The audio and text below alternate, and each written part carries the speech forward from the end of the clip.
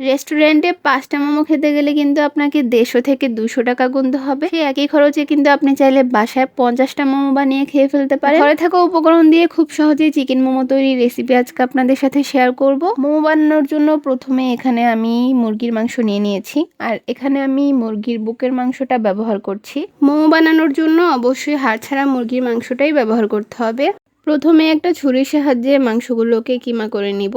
আপনারা চাইলে Blender use করতে পারেন, ব্লেন্ডারে মাংসগুলো কিমা করে নিতে পারেন। এরপর একটা বোলের মধ্যে কিমা করা মাংস নিয়ে নিলাম। তারপর এর মধ্যে দিয়ে দিচ্ছি পেঁয়াজ কুচি, মরিচ কুচি, কিছুটা আদা রসুন, ম্যাজিক মশলা আর চিলি ফ্লেক্স দিয়ে দিচ্ছি। গরম করে নেওয়া কিছুটা সয়াবিন তেল দিয়ে দিলাম। এরপর দিয়ে দিচ্ছি স্বাদমতো লবণ। এখন মশলাগুলোকে মাংসের সাথে ভালোভাবে মাখিয়ে নিতে হবে। মাখানো হয়ে গেলে কিছুক্ষণের জন্য এই পুরটাকে রেখে দিব। আর এইদিকে রুটি বানানোর জন্য আটার ডোটা তৈরি করে নিব। আপনারা চাইলে এক্ষেত্রে আটা বা ময়দা যেটা ইচ্ছা ইউজ করতে পারেন। আমি আজকে আটা দিয়ে মোমো বানাবো। প্রথমে এখানে 1.5 কাপের মতো আটা নিয়ে নিয়েছি। তারপর এর মধ্যে স্বাদমতো লবণ দিয়ে দিচ্ছি আর দিয়ে দিচ্ছি সয়াবিন তেল। এরপর অল্প অল্প করে পানি দিয়ে আটার ডোটা তৈরি করে নিব। তারপর এই আটা থেকে ছোট ছোট রুটি তৈরি করে নিব। আপনারা চাইলে একটা বড় রুটি তৈরি করে তারপর এরকম কিছু একটা দিয়ে ছোট ছোট রুটির শেপে গোল করে কেটে নিতে পারেন। রুটিটা বেশি মোটাও করা যাবে না, আবার বেশি পাতলাও করা যাবে না। বেশি পাতলা করলে মোমো স্টিম করার সময় ভেতরের পুরটা বেরিয়ে আসতে পারে।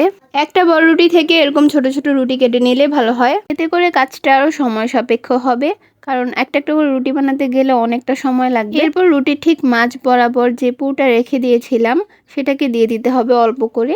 দেন দিয়ে তারপর এরকম একটা শেপ করে আপনার মোমো বানিয়ে নিতে পারেন। আমি আপনাদেরকে 2টা শেপ দেখিয়ে দিব, তো আপনাদের যেটা সহজ মনে হবে সেটাই ট্রাই করবেন। মোমো বানানো কিন্তু খুবই সহজ। আপনারা ঘরে থাকা কিছু উপকরণ দিয়েই কিন্তু চাইলে এই মোমোটা তৈরি করতে পারবেন। মোমোর এই ডিজাইনটা কিন্তু খুবই সহজ। শাড়ির কুচির মতো করে ভাঁজ দিয়ে এরকম গোল করে পেঁচে নিলেই হলো। 2-1 বার ট্রাই করলে আপনারাও কিন্তু এভাবে বানিয়ে নিতে পারবেন। আমার কাছে মোমোর এই ডিজাইনটাই সবচেয়ে বেশি সহজ লাগে, তাই আমি এভাবে বানিয়ে নিচ্ছি। একইভাবে আমি সবগুলো মোমো তৈরি করে নিলাম। কোনো স্টিমার ছাড়াই আমি এখন মোমোগুলোকে স্টিম করে নিব। এখন একটা পাতিলে পানি গরম দিয়ে দিলাম।